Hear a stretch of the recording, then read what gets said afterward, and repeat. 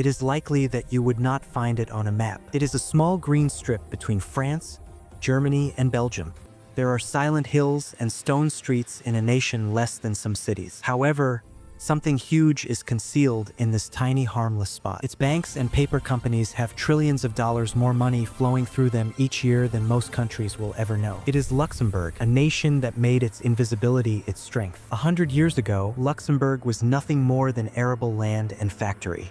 People labored, produced steel, and brought up families. But after the world wars, the old economy was also terminated. The mines were shut and the employment was lost. This small country without an outlet had to question itself what it could give to the world. The solution was not what they created. It was in what they allowed. Luxembourg in 1929 enacted a law that altered all that. It allowed foreign companies to invest their cash there. No factories, no employees, and no goods, but just the profits on the paper. And to the gains of those, the taxes were small and scarcely noticeable. At first, only a few noticed, but money finds safety.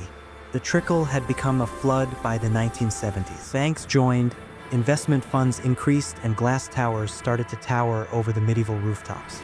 With its new crop, capital Luxembourg, a former farming nation, discovered itself. Then came 2014.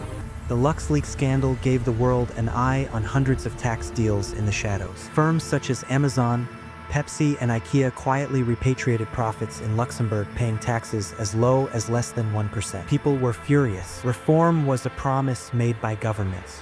But the truth? The system did not stop, but only learned to be better hidden. This nation of slightly less than 600,000 individuals is controlling more than $5 trillion today.